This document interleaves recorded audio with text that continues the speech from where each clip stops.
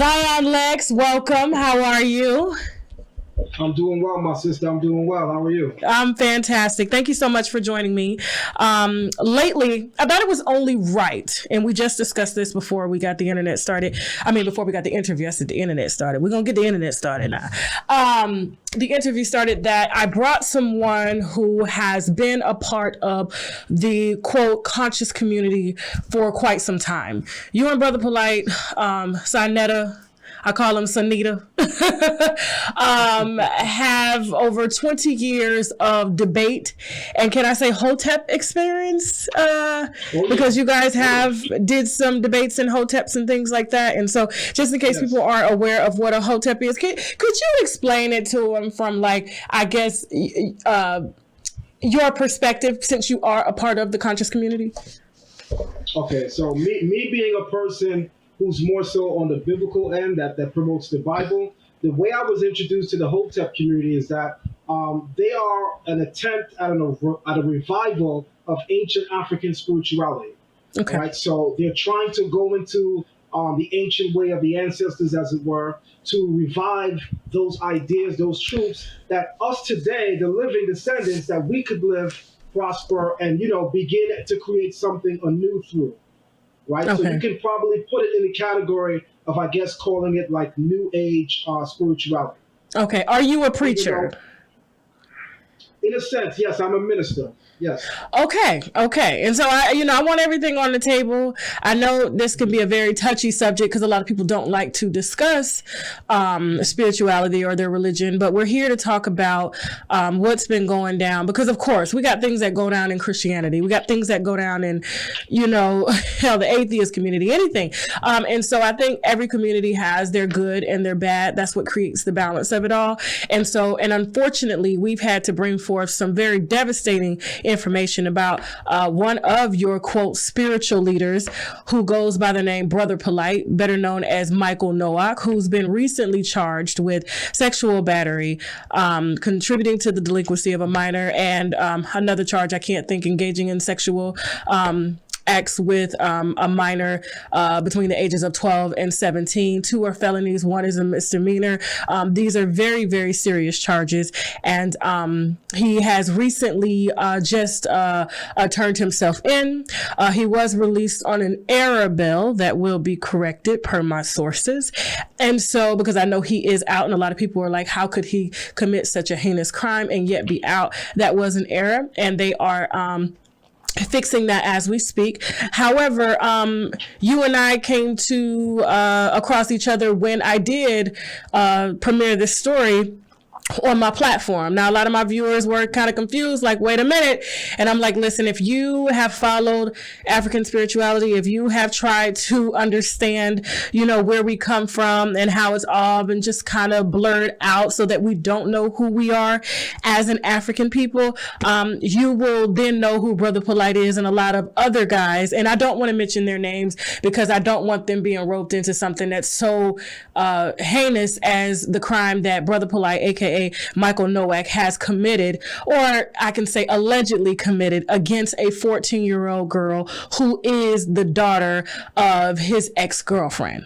And so when you heard the news, were you familiar with my channel? I was thoroughly familiar with your channel, absolutely. Okay. I'm actually a subscriber to your channel long before all of this. Oh, well, thank you, because I know a lot of the, African ministers, they ain't for my work. You know what I'm saying? They're like, hold up. So, well, you are appreciated by a good few of us, for sure. Thank you. I appreciate that. Now, just in case people don't know, you do host your own show here on YouTube titled Zion Lex TV, and you do cover a lot of the things that are going on within the Hotep community and surrounding a lot of the so-called spiritual leaders. And you've been on Brother Polight's ass for quite some time. I've noticed that. And so I do commend you because you did see something and you spoke out on it before anybody else decided to call BS for BS. Now, when you initially heard the news, what was your initial reaction? My initial reaction, unfortunately, was not one of shock. Why so? Because of the track record. Michael Nowak, aka Brother Polight, he's on record stating that his master teacher, who is now in jail, incarcerated, a fellow by the name of Mr. York. Yeah, Dr. York. Dr. Malachi York, just in case people are wondering who he is. Yeah. Right. Dr. Malachi Z. York. He is accused and convicted of several counts of rape involving, in particular, minors. Brother Polight interviewed one of the victims, and the victim was frustrated that Brother Polight was defending Malachi Z. York. And Brother Polight says, well, let me say this to you. Let's say that Dr. York, in fact, molested and raped over 100 children, and we could verify it through scientific evidence, even the likes of DNA. He said, I would still have to regard Dr. York as my father and as my God. I saw that interview, and starting your natural hair care journey for your kinky and curly hair is both rewarding and stressful. But the good news is the Black-owned company Taylor Beauty can help you take the guesswork out of finding what works best for you. Head on over to their website, TaylorBeautyProducts.com, take their hair quiz, and voila, all that's left is to shop online or at your local Walmart and enjoy your beautiful moisturized curls like mine. Use the code TASHAK for 10% off your healthy hair journey with Taylor Beauty. Girlfriend! Let's put the wine down for a second, because at times like this, we need to take a shot of the olive leaf extract, because the olive leaf boosts our immune system and has been known to reverse high blood pressure, lupus, diabetes, and certain cancers. Check them out at myoliveleaf.biz to learn more and to order, or simply click the link below in the description box. Now back to the wine. Listen here, Juvia's Place understood the assignment. They have everything you need to create the perfect face in one place. Take your fine ass over to juviasplace.com or your local Ulta Beauty store and check out all of their luxury products that won't break the bank. Juvia's Place prides itself on presenting you with only the finest formulas and most pigmented shades. Take your look to the next level with unique eyeshadows, full coverage foundations, bold lip colors, and much, much more. Using my code WINE, get you 10% off your online order. It was pretty cringy, and I was shocked at his demeanor and how just put off he was and disgusted with some of the things that one of Dr. York's victims, who had testified against Dr. York and played a part in putting him in jail, and he is currently serving, I believe, like what, 5 life sentences, 123 years total. He is in a supermax facility out in the Midwest, and he ain't getting out. Now, I've seen some of Dr. Malachi Z. York's work, and I got to tell you, I was taken aback. I mean, and I've heard a lot of the stories that some of the victims who were a part of the Nuwaubian, if I'm saying that right, community who followed under his teachings talked about that he made kids with women.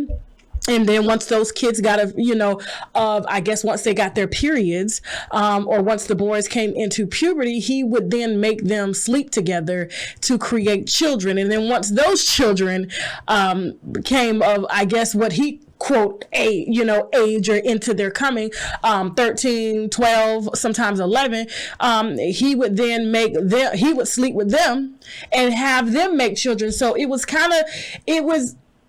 I mean, some of the things that I heard, I mean, I just could not imagine people being so, and I don't want to call them weak-minded, but gullible enough to follow someone who was so just terrifying. And I couldn't imagine, but go ahead. I'm sorry. Like I said, the floor is yours. Please continue. All right. So obviously, with that type of background, when I heard this recent news, it wasn't altogether shocking. All right. What's altogether shocking is the manner in which Brother Polight has chosen to represent himself now that the news is out. That's the thing that's shocking for me and for others in the community. Right. I'd also be remiss to say that I'd add a slight correction, because the platform of the persona, the platform or the conscious community, it attracts leaders of several different communities. So none of us fall under, let's say, a Brother Polight. He's a leader in his community. I'm a leader in my community. So it attracts a bunch of different leaders that begin to come together to bring out our ideas for how we can liberate our people today. The only problem is, and I know your eyes and your ears is to this, a lot of these guys, they take this information and they pimp with it. So they're out here using the ankh to get inside of women. They're out here using, the grandiose speeches the fact that they can speak multiple languages, the fact that they can show videos to ancient Kemet or ancient Egypt, the fact that they can take a picture next to some of the great ancestors that have known to have walked the walk, as it were, in our day and time. So the Hotep community has become the new hustle, right? It's a hustle today to preach consciousness, and Polight is at the head of that totem pole. How would you define consciousness? I would define consciousness as someone who was aware, not simply that there's a God force or a deep sense of spirituality that dwells within, but I would define consciousness as someone who is acting on the things that they know, right? For instance, Tasha, I would say to you that one of the things that makes in our community these matters to happen like this is because of basic things like a disconnect with language. When you hear someone speak, especially a black male or female, and they say something eloquent, when they finish speaking, everyone claps and says, "Oh, that brother is knowledgeable. Oh, that sister is knowledgeable." The reality is none of us know that. The word knowledge is a compound word, right? The first part, to know, represents the acquisition of information. Ledge is an old German word which means to act upon. So knowledge doesn't simply mean or represent what a person knows. It represents how much a person is acting on the things that they know. Okay. And that's the line that we need to divide in our community. A lot of these dudes don't practice what they preach. A lot of them are not acting upon the things that they know, but we trust them because they are so gifted with the way that they convey those ideas. Now, I'm glad that you broke it down like that, because a lot of people do, and that's why I use the word gullible, because you know, they will just take people's words at face value. And I do like that you do practice what you preach. You are married. I don't know if you have children or not, but you're not. Brother Polight's character was real questionable. I mean, videos of him walking in pimp attire with women who are dressed, I would say, for someone who claims that they're a spiritual leader and they're out to free our people, and yet these women represented a community of women who we deem not appropriate to my standards. It wouldn't be someone that I would want my daughter to learn from. Right. And he would walk hand in hand with a lot of these women, yet preaching to people, and people are donating to what he says, and as if this is the correct way to live. You know, he's dead set on, polygamy being a one, and I mean, I can get into a lot of stuff here, but that's why I have you here. But I mean, I was just taken aback at how people just kind of clung to him. But when I did my research, how you put it, knowledge, and then ledge is the act upon the information that's been given to you, which is study the information. A lot of his teachings were the same. He did not, like, if you watched one Hotep, one lecture here, it was all the same information, just kind of regurgitated in a different way. That's right. And he used this to get close to some of the world's biggest celebrities, Floyd Mayweather, Denzel Washington. I mean, he was pretty slick with it. And I mean, you got to give him a round of applause for him being able to kind of climb that ladder. Yeah. You know, as close as he did. But let's talk about the first time you came into contact with Brother Polight. Like, what was your initial reaction? So my first contact with Brother Polight goes back to the year 2013. Okay. And we're having a debate. Okay. Brother Polight represents the Hotep community, and they are totally anti-Bible. Okay. And, I come from a community where we still realize and place great respect on that Bible that many of our grandmothers and grandfathers, Right. died for. Right. So we were at odds intellectually, and the conscious community is mainly a debate setting where black men and women can not argue in the sense of being volatile or physical, but intellectually debate which ideas for liberation are more practical for black people today world over. which, Okay. at its heart, it's an amazing concept. The only problem is when money got involved.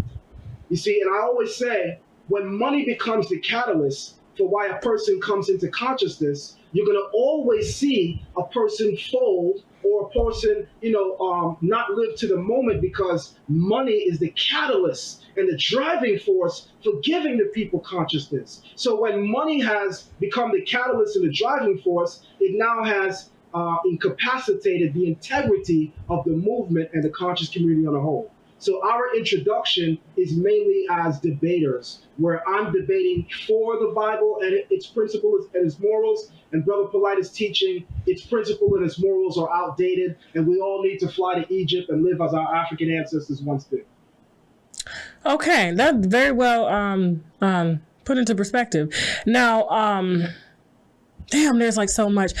What I noticed when I first came into, I guess, Brother Polight and his so-called teachings is that he spoke a lot about polygamy, sex, being a man being able to be as free as he wants, and even when, we dropped the charges on the channel, the first thing that he said when he made his rebuttal video was that I did not do it. He didn't say that. He said, if I were to die today, I would be proud of the things that I've done and the first thing that came out of his mouth was, I've slept with the women that I've wanted to sleep with. Now that was pretty shocking. I don't know if you saw that. He was sitting in the back of his Rolls Royce. And I don't even think it was his Rolls Royce, because, I have a lot of sources that come to me that said that he is, when I say dead broke. We know his... Even here in New York, we know that Polight is a renter, or what we call a fronter. It's all rented. Well, do you think he does that just to lure in women? Well, it's not just to lure in women, because he's also known as the top scammer in the conscious community, right? So it's receipts upon receipts upon receipts where he's getting 20,000 from this person, 30,000 from that person, 17,000. Like, you literally can type in Brother Polight scamming and see all of the receipts of people who actually present receipts in their videos to show that they have been scammed for thousands of dollars from Brother Polight. Doing what? Why would they give him money? Like, what was his reasoning? So he's teaching people how to go around the system, as it were, and invest in stocks and bonds, as well as to buy homes at very low rates. He promises a big turnaround. All you got to do is front him about 15 grand to get the secret, which you realize what's going on. Tasha. But he doesn't even own a home. He doesn't even own a home. But the thing is, what he does do is he'll go and get these Airbnb properties throughout LA or Miami. He'll make sure to do videos in them promoting the things that he's trying to sell people, because he knows he's a very intelligent man in that respect. He knows that the aura that is created from this scenery alone is going to be the selling point. And unfortunately, a lot of our people are exactly what you said, gullible. So they buy into it. Damn. Now let's go back to him being, I guess, kind of fathered under Dr. Malachi York. I'm sorry, pedophile Malachi York. I'm not going to call him doctor no more. That's right.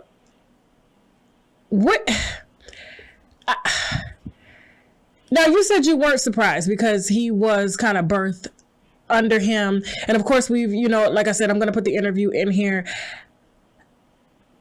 Has there been any other instances besides the ones that I've put out that kind of affirmed his birth or ways that came from Malachi? Say, for instance, like I found a video, and I'm going to try to reference that video and put it in here, but he was in the car with a young lady, top down. And this is the same young lady who was referred to as his daughter, who was 15 when she left her mother, and her mother advised her against following him, and she decided to run away with him. And so I saw them in the car, and she kept saying, "Daddy, Daddy," and she had on like a short dress, and it was real. It was like you can tell that it wasn't genuine, and it was more so like a pimp situation. Like, has there been any other instances besides what's alleged here with his girlfriend's daughter and the 15-year-old who ran away with him, who posed as his daughter but was really one of his undocumented wives? Right. So, like yourself, I have heard of that instance myself before. And when we demand more information about it, it's always, swept under the rug, which is why people like myself attack him so vehemently, because I realize that as a predator, which is what this guy is, if he's being allowed to do this time and time again, any of us that stands anywhere near him, we're just as guilty. We're culpable. So we have to speak out. We have to use our voice. So whenever we would find out the information, we'd reach out to him directly, and of course, no response. We'd reach out to those who are close to him, and of course, no response, to the point where we realize that this is not the conscious community, Sister Tasha. This is the unconscious community. These people are speaking about being woke, but they're asleep. Not just sleep, but we're in a nightmare, because we can't be selling consciousness and entertaining this type of behavior. So I will say that we have heard inklings of it, and I would say in my case, a full 2 years ago. And when we try to go out and seek more information on it, it's under wraps. So the greatest information that we've had on it is what everyone has seen come out in the blogger world now, with reference to his cohort, Sarnetta. Okay, let's talk about Sarnetta, because you've had some words for him too. And I told him, I said, listen, whatever I find on you, I'm putting it out. And the apple don't fall too far from the tree, because I feel that he's been extremely complicit in a lot of Brother Polight's behavior, because he's known from the jump about these underage women, and has condoned it for, I would say, from the outside looking in, I guess monetary, or just being, how would you put it, associated with someone who's associated, who has access. Yes. You see what I'm saying? What are your thoughts on Sarnetta, or Sarnetta is what I call him? Okay, just as guilty, because where we come from, right, silence, right, is agreement.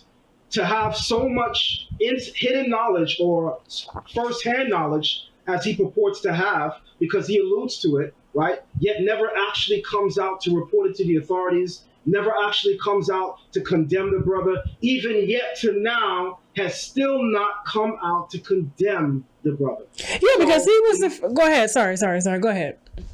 Right. So lastly, if you're not going to come out to condemn him, in fact, what you will do is to come out and condemn those speaking of him, then we must say, rightfully so, as you said, you are just as responsible, you are culpable.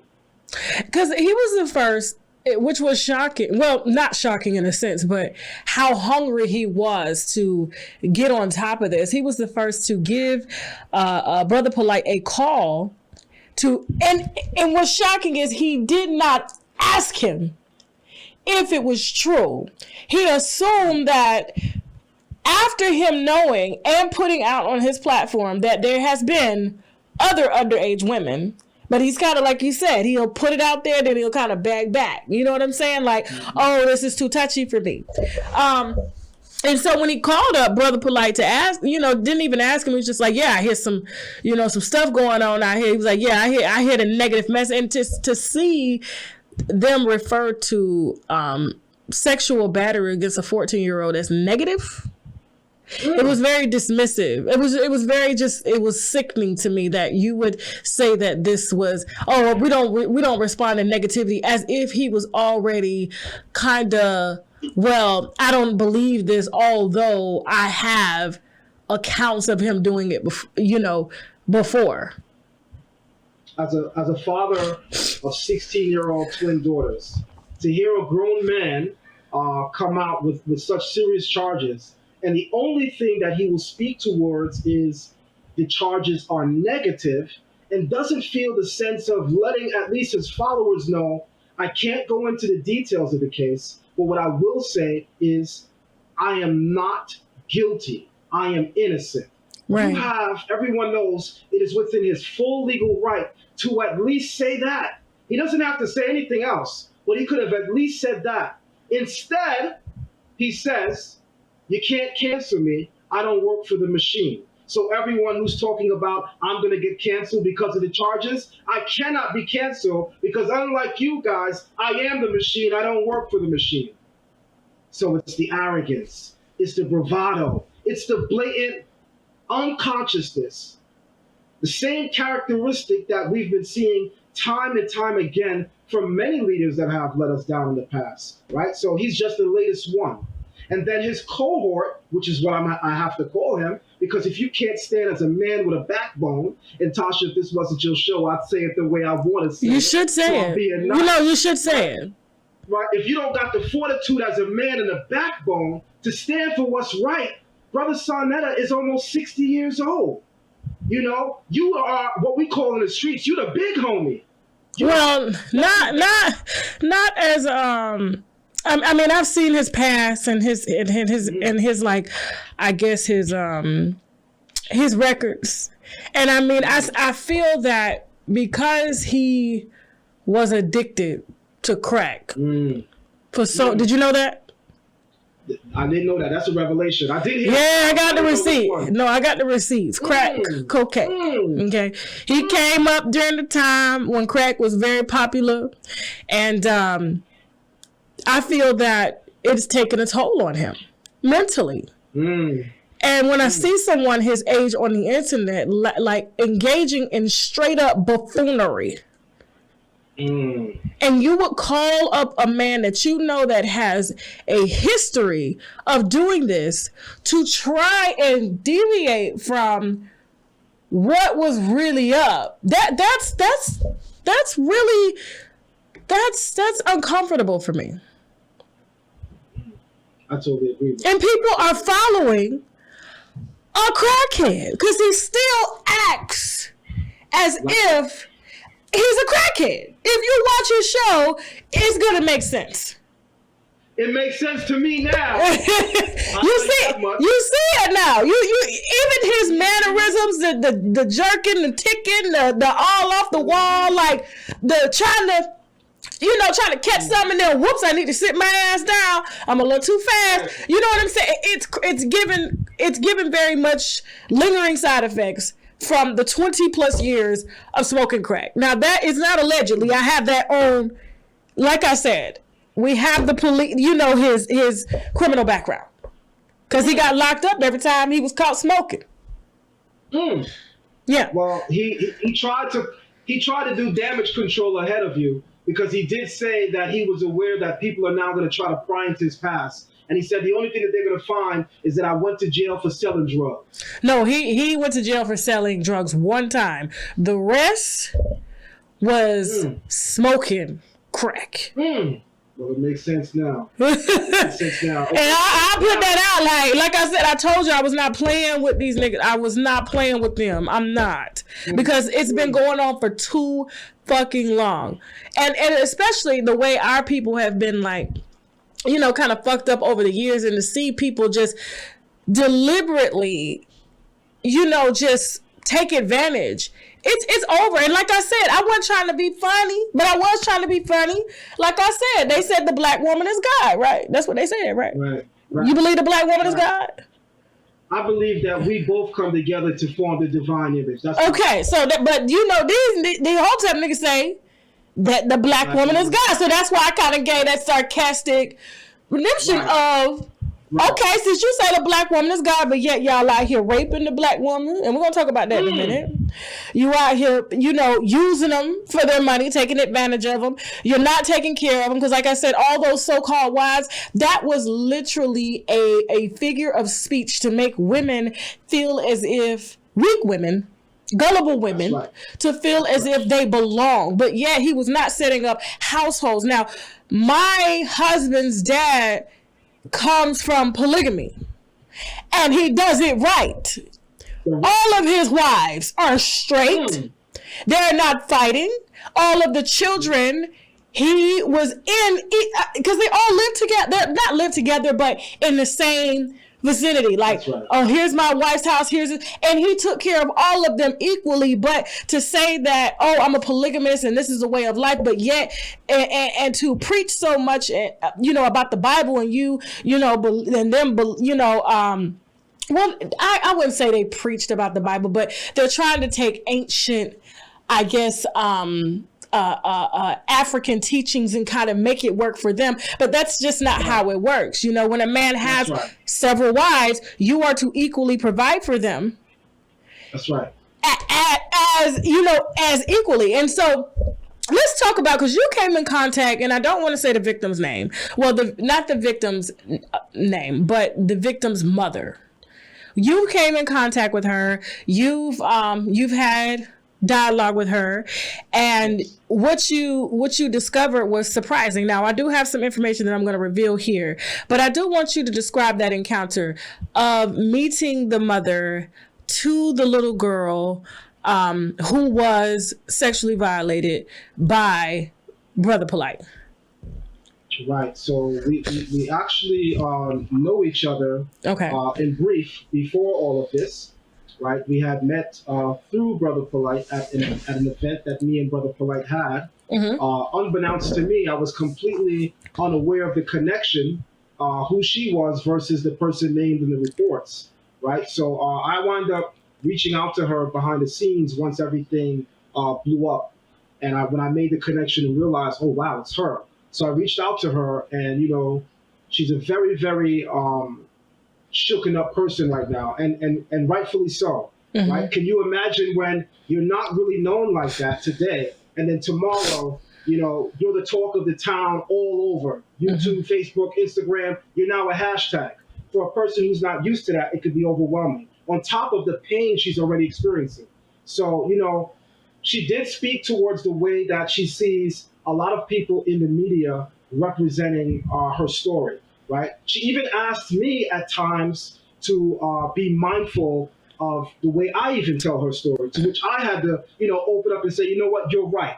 You're right. I had to actually tell her, all right, maybe I jumped the gun on this, right? So there are a lot of people who are, more importantly, not connected to her at all, right? Who are running to tell details of the story to paint her out as an irresponsible mother, right? And one of the things that I'm not at liberty to go into detail about, but I will say in brief, is that when the news comes out with regard to the details of her case, a lot of people won't necessarily be so fast to condemn her as a person who allowed this man to do what he did.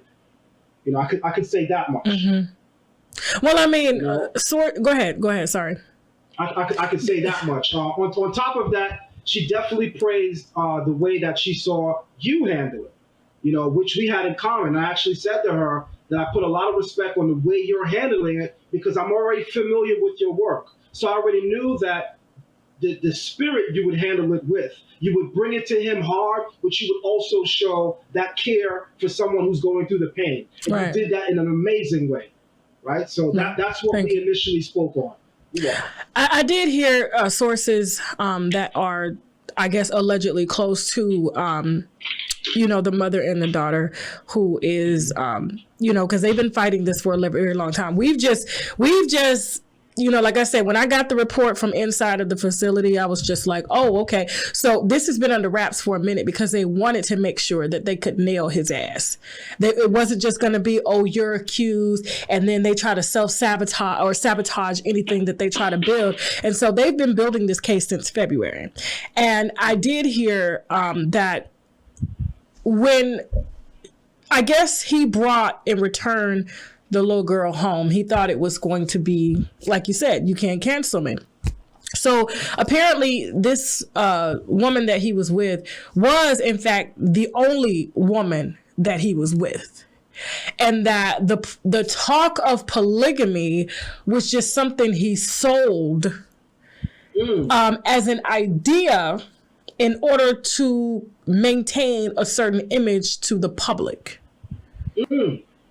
And so the deal was, when they did get together, was that, you know, if you're going to date me, you're going to date only me. And they were always together. There were no other women. Yes, he did go to see his, you know, daughters, but the other so-called undocumented wives were not even sexually involved with him, is what my sources told me. And also, when he returned the daughter that night, severely inebriated, I'm talking about damn near foaming at the mouth from all the drugs that she had been given. And she had never done drugs before, you know, to kind of play with her memory so that if something were to be said, it would kind of be thrown out the window or shunned under, because, you know, when people are intoxicated, they cannot, you know, be deemed as credible in some cases. But luckily her mother acted. And so sources close to me told me that when he did bring her back, the mom was like, "What's wrong with my daughter? Where did you go?" What, you know, and he was just like, "Oh, we just kind of went, you know, playing it off." And allegedly, she goes to get her purse to say, "I'm taking my daughter." And he literally lays on her and tells her, we should wait till the morning. I can lose my career. She's gonna be okay. We got to think of a plan to get out of this. And he thought that he was going to be able to talk his way out of this situation. But she was so scared, and sources close to, I guess, allegedly her, claimed that if she had even listened to him, her daughter wouldn't have woken up the next morning. That's right. That's right. This is the same way that I'm hearing it. Okay. You know, even towards the extent that, again, as more details come out in the general public, you know, those sources that are close to, you know, having their ear to what's really being said, a lot of people are going to wind up, you know, looking at the story not altogether different with respect to Brother Polight, but with more respect towards the mother and the victim. Yeah. Because there's a lot of things that, again, people aren't really aware of, that, you know, will eventually come out as a court date coming. And obviously, you know, we can't speak on certain things, but again, you said a mouthful. Right now, I'm even hearing revelations within some of what you're saying. Okay. I just wanted to make sure, because I do know that you are, you know, you do have a rapport. Of course, I don't want to say anything that's going to be damaging to her case, and I'm not in contact with her. So all I have to go off with, just like when I broke the story, is what I'm given. And so, of course, the police report is kind of a collaboration of statements on what happened and how. But the DNA is definitely. If I could say something about yes, that, please. So, please. I went to John Jay College here in New York City. It's a law college, right? Okay. And it's my favorite topic. I love law, right? So in studying criminal justice for so many years, you know, you pick up on certain things, you learn things. I'm not sure if you remember, there was a case many years ago about John Anthony Ramsey, a young girl who was raped and beaten by her stepfather.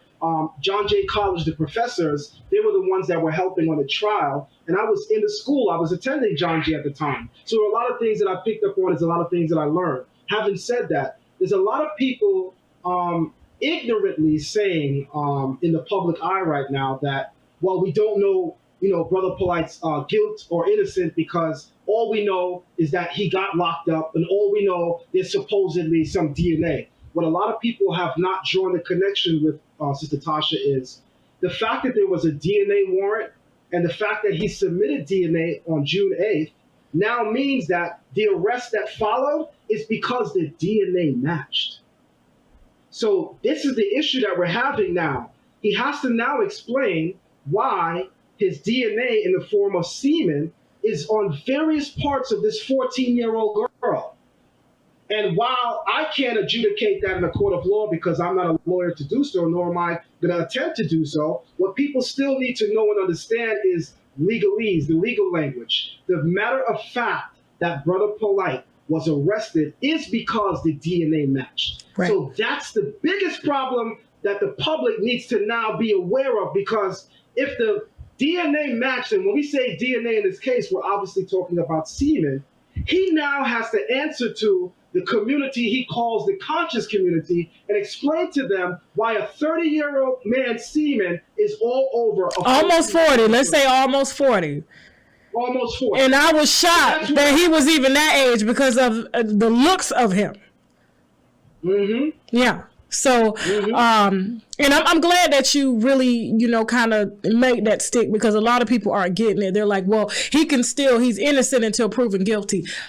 He was arrested after they had exactly what they needed to charge him. That's right. Otherwise, they would have charged him back in February. But they knew who they were dealing with.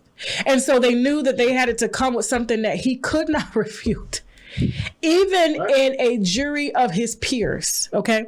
In front of a jury. It's not going to fly. Children, semen on children is not, you're not going to explain that to a jury of parents.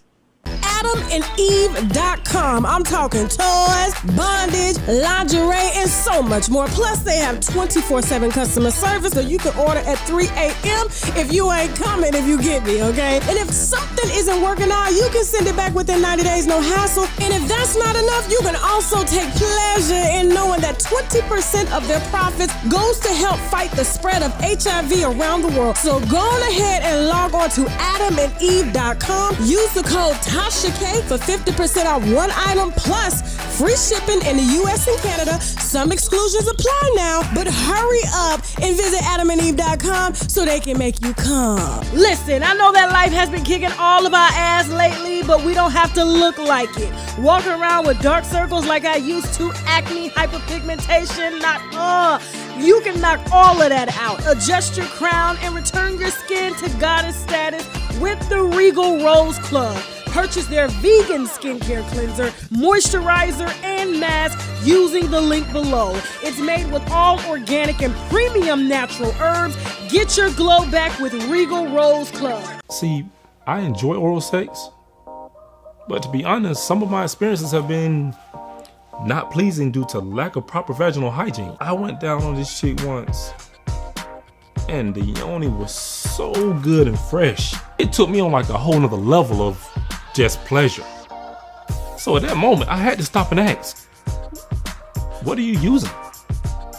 And she told me, Embrace Pangea Feminine Wash. We all know that a fresh yoni brings on a whole new level of confidence, so visit EmbracePangea.com, and of course, I got my winos covered for a discount, so use the coupon code TASHAK for 10% off your first order. That's right. That's right. At all. And then not including, like I said, there are more charges to come with her being intoxicated. They're trying to figure, you know what I'm saying? So, and the drugs that were in her system, this is going to be a very hard one. And I wouldn't be surprised if one, which I wouldn't really give a fuck, if he decided to take the cheat, I guess the easy way out. And that's why he's talking like, hey, if I die tomorrow, I've fucked the women I wanted to fuck. I've done what I wanted to do. I've driven the cars. I bought the houses. I've done everything that I've wanted to do. Not once did he say, did he liberate his people? Or not once did he say that, oh, my kids will be just nothing of that perspective. It was all what the money he made and the women he fucked, whether it was consensual or not consensual. That's right. In fact, the brother says, now let's go back to stocks and bonds. He switches the story mid-sentence as if the seriousness of the allegations is not something that he should be of concern with. Because remember, the thing that helps and aids in the preying on the community is the psychological game that they play as they're sharing this information, right? People don't understand that his skill set is that he's an entertainer. We might even call him an edutainer, right? Because he takes the education and he uses it to entertain money out of people's pockets. That's the reality. And he's very good at doing that, except everyone has their day. Karma is real. Yeah. She is real. And she might be the black woman that he's been saying is God. Like, that's what I said. The black woman is God, and God is taking your ass down. 2 black women, okay? And I'm sure there's going to be some black women on the jury. And that's right. Yeah, and I was just like, how dare he try to say that? Fake news. And there's DNA. It gets more interesting, Tasha, because 11 months ago, like I said, I know him from debating. 11 months ago, I'm sitting down with him, and we are debating whether or not rape is okay based on the Bible's teachings. And may you add, with the woman that is responsible for putting his ass behind bars, this same woman. And the bombshell about that is he's there with a woman, and the woman he's there with is in fact the mother of the victim who he will victimize, rape, and molest, allegedly, in the months to come. So we're sitting down in his Beverly Hills penthouse, and he wants to debate. But I happen to have on my mind, I said, I remember Polight doing a video saying that rape is okay in the Bible, rape is okay in the Bible. And even though it seemed to be his agenda to downplay the veracity of the Bible by saying that, it still dawned on me that this is a sick and twisted mind to even make such a statement. So I wanted to make sure that day that I would press him on that topic. And that's what I did. And the moment that I started talking about it, for anyone that watches the video, you will see all of the women in the room cringing, especially the woman who he is with, the mother of the victim. Yeah. She even gets up one point because she's so uncomfortable, so disgusted at him going so hard with this idea that rape is okay, rape is okay, rape is okay. So, to add insult to injury, Tasha, here is a man who may have a prior history of rape and molestation with underage minors. He has a current case of rape and molestation with underage minors, and was just 11 months ago in a video debate debating that saying rape is okay based on the Bible's teachings. Now, I do want you to really elaborate on your perspective, because, I had this discussion with my husband. I let him listen to your video, and it made a lot of sense. Even coming from a woman who, such as myself, who has had other sexual partners before I was married.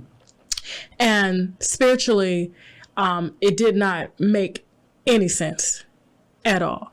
And so, and I feel that, not to say that it was, I really want you to explain how you put it, because it really stuck with me. Like, wow. Like, cause when a lot of women, especially if you ask them, do you regret, giving your virginity to this person? Do you regret sleeping with this person? A lot of times it's yes. Yes. Because it was not done in the right fashion. Yeah. And when you go and you take a man's daughter without his consent, and then you start sneaking, and you fall in love, and then you start to resent your own family because for some reason they see something in him that y'all don't see, that you don't see because you're in love, or quote love, then you feel as if you were raped. And so I want you to really break that concept down for our viewers, and what you were trying to explain to a man who has been victimizing and has been a womanizer since he came into this so-called consciousness that he was selling. And really, in actuality, he was selling dick. That's fact. Okay. That's a fact. Okay. That's a fact. So let me first start off by saying this. So the debate is centered around a particular book in the Bible known as Deuteronomy chapter 22. In the last 7 verses, we're dealing with rape, right? The first 3 verses speak of actual forceful rape, the rape that we all know, which is, if a man overpowers a woman, grabs her, and, takes hold of her, that's rape. But then, about 3 verses down, there's another scenario, right? And this scenario plays out differently. This scenario says, if a man finds a woman and takes hold of her, and they are discovered, then the man shall pay 50 shekels to the daughter of the father. He shall not be permitted to divorce her all of his days. So people reading into this, they say, well, wow, what is this? What's going on here? And here is the thing about this. in ancient African societies, of which most of us know and understand that the Bible is part of African culture, it was considered a deep, deep disrespect to come home pregnant and your parents never even met the husband. But we live It still is. Shit, it still is. And we ain't even in America. This raised fucking daddy. Look. That's right. But go ahead. Yes. Right. Okay. We live in an era, Tasha, where people don't realize that the things we accept as normalcy, there's a big issue with that. Like, this country, in some respects, has allowed us to accept horrifying things or degradable things for normalcy, which are not normal at all. Right. It's not normal that mommy and daddy should know that you have a boyfriend when you're pregnant. It's not normal, son, that we should meet your girlfriend, because she's pregnant. It's not, in fact, it's disrespectful. So in our societies, and especially the way that the Bible is teaching it, the Bible envisages that a woman in her father's home, her parents' home, would first bring and introduce the man to the family. Why? Because we have to think about this, Tasha, and you know this as well. As an adult, you see things that younger generations don't see. Exactly. Right? Well, we all got a grandma that would tell you back in the day, bring him around me, I'll tell you what he is. Right. Bring that little heifer around me. My grandma always tell me, all them little pretty girls you dating, bring them around me and I'm going to tell you who they are. Why? Because they possess experience, insight, and wisdom to see into people beyond what we're looking at. We're looking at the physical. We're looking at the immediate gratification. All of the things that's going to get us in trouble down the line. And my thing is, and I told my daughter this, and I'm going to be telling my son, I'm not raising your fucking babies. That's right. That's right. Now, if you want to come to me and introduce me to somebody that you feel you want to build a future with, and I'm prepared for what's to come, then we can congregate as a family and figure out how are we going to be here for this child that could come as a result of you guys courting. Now, however, when you go out and you do it without talking to me, and then I come home and this is what you come home and this is what you're presenting me, it don't work like that. Who's the father? Who's the girl's mammy? Because she gonna take that baby back to her motherfucking mom. You understand? That's right. And you ain't staying here. You gonna go live with him because you decided to put him first, as opposed to talking to the people who are really there for you. But keep preaching, brother, because you are saying a word. Absolutely. Oh, yeah. And I want to say this: the finale is coming, so the Bible treats it as rape, even though the two parties are complicit, because the verse says, "And they are discovered." Now, if we were speaking about true rape, the Bible would not have said, "And they are discovered," because only one person would be in hiding. That would be the man. So when the Bible says, "And they are discovered," that's our clue to let us know that it's actually describing a matter where the woman was complicit in the act. She wanted to have sex, but because they did it wrong, the Bible is now charging the man and telling him, you can never divorce her. That's going to be you for the rest of your life. This is your life lesson now. And this is now, a lot of people don't understand it today, and I would say it like this. We have to understand that when laws are tough, the tougher the law, the more of a deterrent it comes to a person who has the thought to do that action, right? So the Bible doesn't intend to scorn people for mistakes, but the Bible does intend to deter us from continuing in this mess and making such mistakes. So the finale now is people say, okay, I get that the Bible is saying that the man as a punishment now can't divorce her and he has to give the father a higher dowry. But what about the woman? Is there no punishment for her? And here's what I want to say to you, Tasha.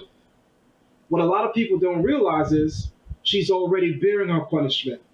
Because when these words are written, it was written in a time where keeping your womb sacred meant a lot and said a lot about you as a woman. What we going around doing today, giving it out to Tom, Dick, and Harry, that was not the ancient way. That was certainly not the African way. And that is definitely not the way any of us in our right mind would intend to raise our children. So what people don't realize is the Bible is silent on what her punishment is because it assumes you knows. It's the shame. When she begging, well, you gonna come pick up your baby? Can I get some diapers? And his ass ain't nowhere near to be found. That's a fact.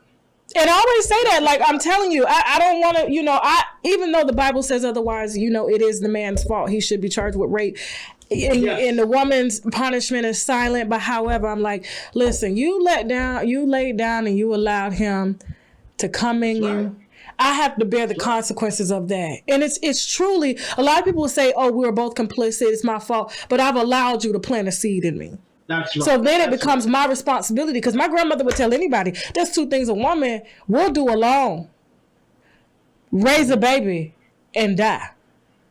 You're right. When you decide to not to talk to me and allow me to help you to make decisions, that is going to be your punishment. And that's why a lot of times, and I mean, that's a whole nother conversation though, children raising children, not being able to properly, and then they're following that generational curse of I shouldn't go tell my mom, that I had a baby because she did the same thing. Who is she to tell me? Right.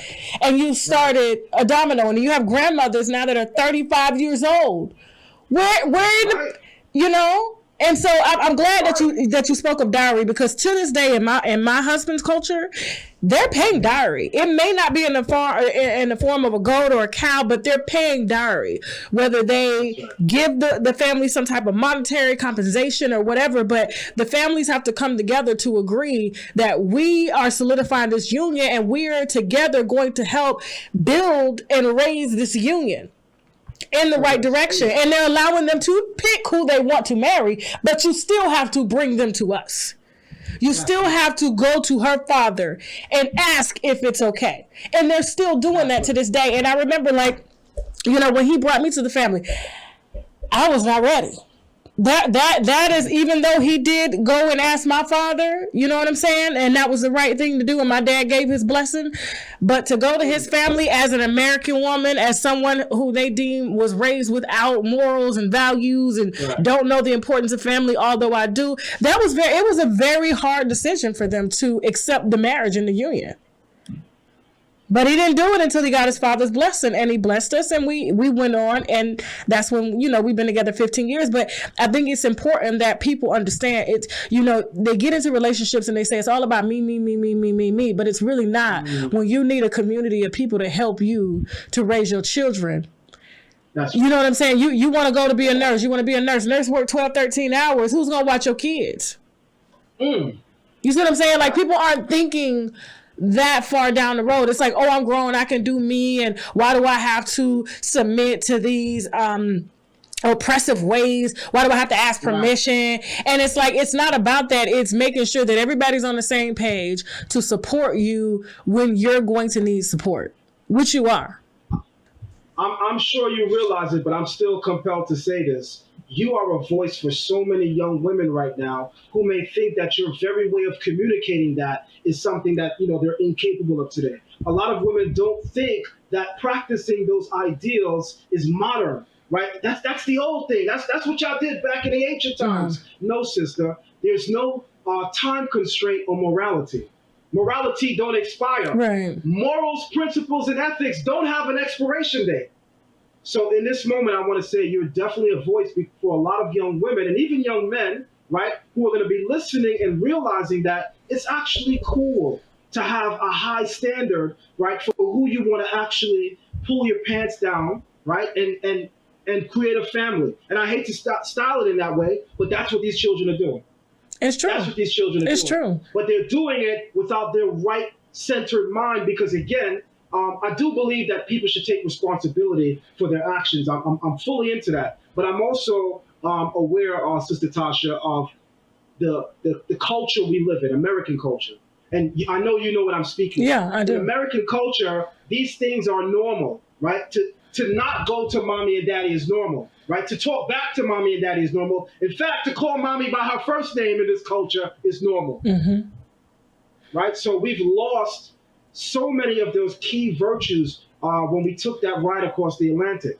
And we're trying to get back to it. But the thing is, how do we properly get back to it when the people who are supposed to be the ones responsible for curating that information and giving it to us are hustling the people, raping and molesting them? The people that we're trusting to go into these cultures to find out how our African mothers and sisters once reigned as queens or kings, the ones trusted with going back to get that information are coming back to use it to abuse the people.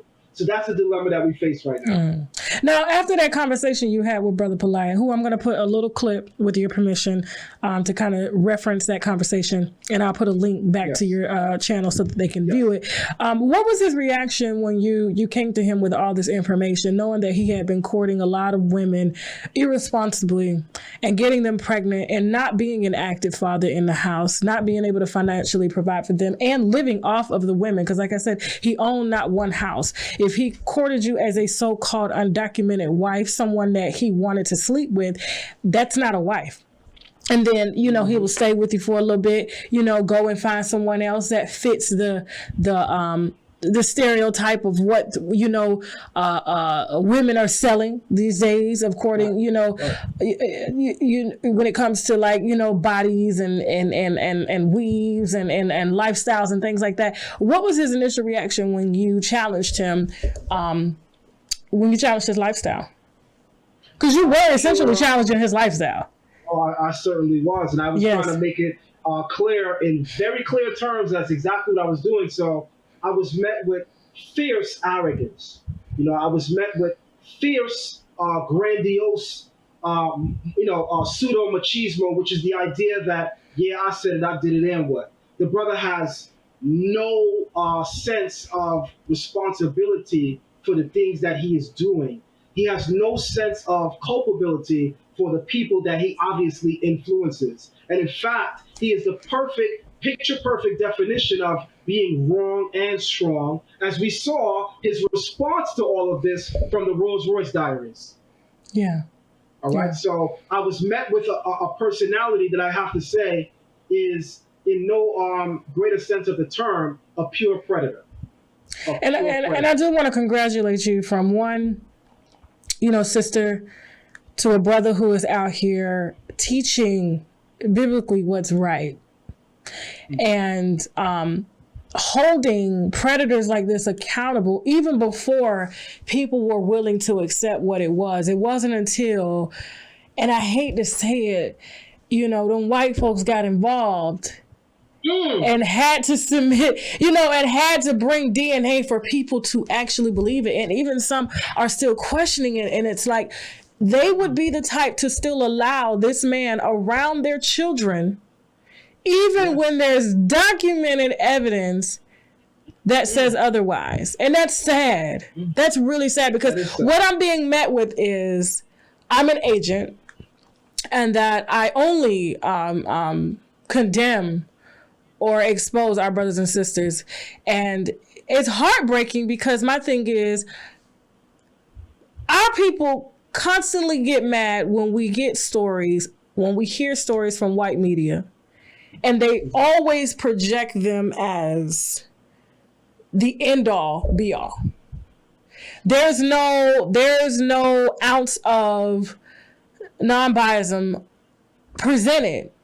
And a lot of times it's very standard. And so for me to be, you know, and I consider myself, you know, a leader here in Black media, that if you're going to tell our stories, tell it right.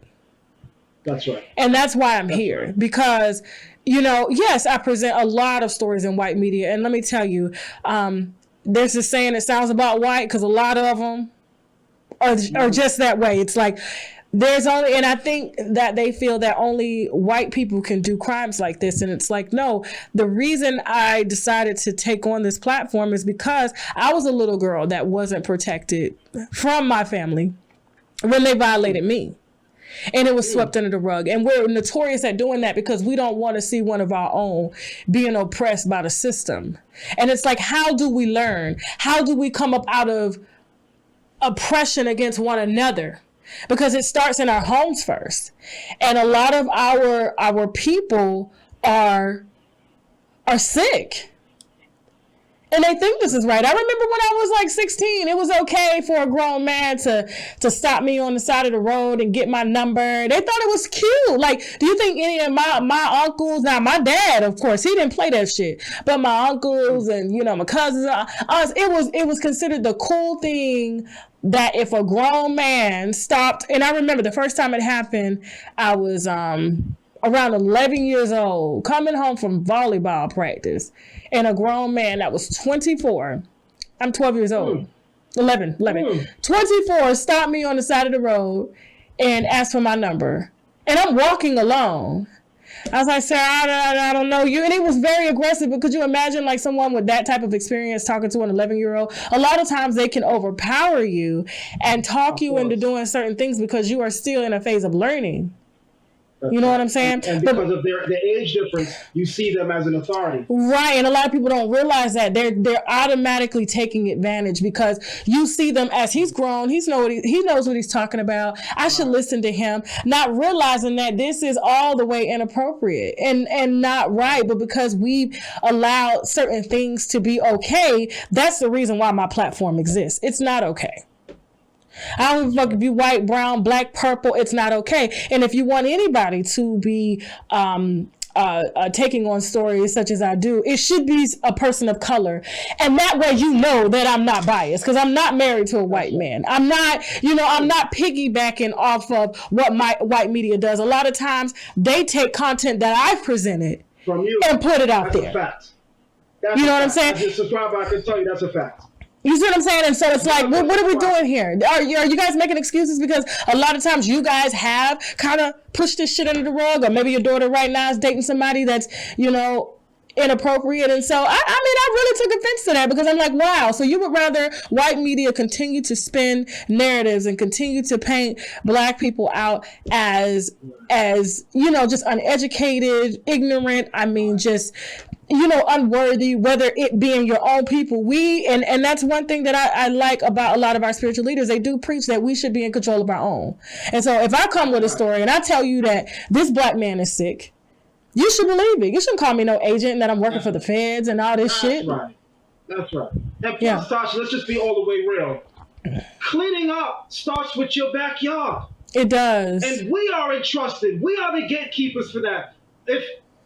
If we're calling ourselves a nation of people who are supposed to have pride, you know, we glory about the things of past, being kings and queens, but we don't have enough intellect to understand that we have to be of self-governance as well. We should be able to clean our own shit up. We can't speak about the government not doing for us or doing us wrong when on the same token, we are not commendable or honorable enough to stand and say, I'm going to step out and make sure not in my community, not on my time, not on my watch. Right. But if we're waiting for the same people that we continually critique, you know, we don't like the way that the white people police us. All right, so let's go out, brothers, and let's go police our communities. We don't like the way white media covers our stories. So you got Tasha K. So now what's your problem? It's never enough. It's like, and it's like you can't have it both ways. You can't. And so it's either Sharon from NBC is going to be telling this story and you may not like it, or Tasha, who's going to provide some context and not condemn the entire family. Like a lot of people did go in on the mother. And I was like, why would you go in on the mother? Just because a police report says that she took or she gave permission for him to take a 14-year-old to the club. That right there should have been a red flag. How can a 14-year-old get into a Miami club? Thank you. Thank you for saying that. How? Exactly. And let's be honest, there's a lot of women that watch my show that don't go to the police after their daughters have been visibly violated. And I commend her for doing the right thing. Like, she didn't ask, well, I'm fucking taking my daughter, fuck you. I don't give a shit how long we've been together, what we got going on. This is my child. And so, you know, I just had to put it out. I had to do the right thing. And I'm glad that I did. And I don't take it back, you know, at all. And like I said, if any of these conscious leaders are out here taking advantage of the public, I'm telling you, I'm on their ass now. I'm not playing no more. I'm not playing. So, but anything else you want to add before we wrap this up? Thank you so much for even accepting this interview. You're so very welcome. What I wanted to say is to people out there that think that this is over in the sense that, where do we go from here? What I want to say is the hunt for consciousness, or the movement, the forward lateral movement of us as a community, as a nation, that still continues, that still thrives. But we have to now use this story as a vetting process, right? Somebody's not entrusted with my loved ones because they're knowledgeable and they know all the Hoteps slang. I don't care how many ankhs you have. I don't care how many trips to Egypt you have. If you don't show me that, you're practicing what you're preaching, then we can't mess with you. So I think that the story that's coming out is going to teach us that we need to vet these people more. And also, we need to be a little bit more proactive with the predators in our community. And that doesn't just start or stop with a big personality with Brother Polight, because like you said, this is happening around the corner. Mm-hmm. This is across the street. Hell, this is in some of the people's homes to be viewing this. Right. Right. So I thank you very much, Tasha K, for allowing me to come on your show. Thank you so very much. No, and thank you just for being an example of what a Black man is supposed to represent in his household. Because like I said, you are married, you are a father, of 2 young women, and you are walking. And you are walking the way that you're supposed to walk to be able to lead these women. And a lot of women may not, want to agree with it. And a lot of time that's why they've taken on this kind of, I guess, I'm independent, I'm this, not knowing that we come together as people in order to build for our children, that, you are doing the right thing. And so I do, even if you're not getting the credit that you are, I'm sure that your wife gives you enough credit, and that thank you for just being a leader and standing behind what it is that you preach. And I do appreciate you taking on predators like this and showing their true colors. You know what I'm saying? And so thank you. I want to say this last word in closing. It's foot on their motherfucking next season. Yes, That's it what is. We're gonna hashtag. That's true. And like I said, I'll give you Brother Sanita's police record if you want to put it out. So since he want to claim he only sold crack, he smoked this shit too. So, oh shit. Yeah. All right, my sister. Thank you. Thank you. Please tell everybody where they can follow you and subscribe to you and ask you questions and things like that. I'm Zion Lex on Instagram. I am Zion Lion on Instagram. And I'm Zion Lex on Facebook. I'm ZionLex.com. And I'm ZionLex@gmail.com. Thank you so very much, Tasha K. And trust me, we'll have you back on the platform in the future. So thank you so much. It would be an honor. All right. Now we got to go. We're just going to say signing off. Bye.